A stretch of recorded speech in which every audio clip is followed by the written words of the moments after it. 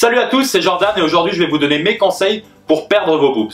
Pour les hommes bien sûr, sinon ça serait un peu bizarre quand même. Bon, avant de vous fatiguer, vous devez d'abord savoir si vous avez des seins parce que vous êtes trop gras ou bien parce que vous avez une gynécomastie. Une gynécoma quoi? Une gynécomastie, c'est-à-dire le développement excessif du volume de la glande mammaire chez l'homme. Ça peut être lié à une production d'hormones anormale ou même à la prise de certains médicaments. Et dans ces cas-là, c'est pas la peine d'aller plus loin, la seule solution c'est de vous faire opérer. Et pour cela, il va falloir consulter un médecin qui pourra analyser votre cas. Mais dans le cas contraire, si comme moi, oui car je le rappelle, il y a 3 mois, j'avais vraiment de bons gros seins, admirez-moi ça, oh là là, pour un homme c'est quand même assez gênant. Donc je disais, si comme moi vous avez de la poitrine parce que vous aimez trop bouffer n'importe quoi et n'importe quand, il y a fort à parier que vous êtes simplement trop gras. Et dans ce cas-là, c'est génial, même pas besoin de passer sur le billard, il faut simplement se bouger le cul et changer un peu ses habitudes. Mais comment ça, changer mes habitudes? Je l'aime bien moi, mon petit confort quotidien. Et bien alors ça veut dire que ça vous gêne pas tant que ça, il faut alors vous faire une raison et essayer de vous accepter comme vous êtes. Ouais mais enfin je trouve pas ça très beau quand même.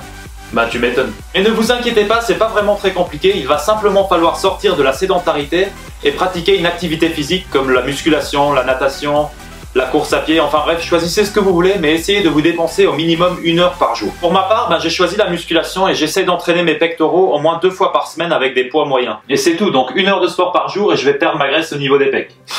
Ça serait vraiment trop beau. Bien sûr, il faut pas oublier que activité physique et bonne alimentation, eh bien ça va jamais l'un sans l'autre. Oh non, qu'est-ce que je vais encore devoir bouffer? Eh bien ce n'est pas à moi de vous dire comment vous alimenter, mais par contre je peux vous dire ce qu'il faut éviter. Alors déjà, vous pouvez dire stop au soda et à n'importe quelle boisson avec du sucre ajouté. Ensuite, vous pouvez supprimer toutes les merdes de produits industriels comme les chips, les bonbons, les biscuits, les pâtisseries et les plats tout prêts à réchauffer. Il faut vraiment favoriser le poisson ou les viandes maigres comme le poulet ou la dinde, que vous allez pouvoir cuire dans des bonnes graisses comme de l'huile de coco ou de l'huile d'olive. Et pour accompagner tout ça, faites-vous plaisir avec des légumes, n'hésitez vraiment pas à vous resservir, car en plus d'être excellents pour la santé, ils sont très faibles en calories, donc vous allez pouvoir en manger à volonté pour vous sentir rassasié.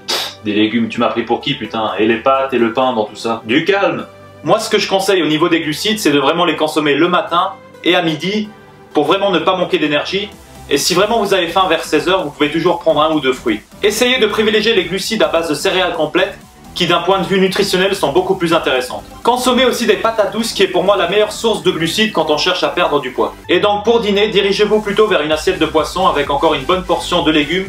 Il faut vraiment essayer d'éviter tout apport en sucre après 17 h. De quoi? Donc j'ai pas le droit de manger du pain ou des pâtes ou n'importe quel autre glucide le soir pour dîner? Eh bien en théorie ici, moi maintenant j'en consomme même le soir, mais uniquement parce que j'ai 25 kg en moins.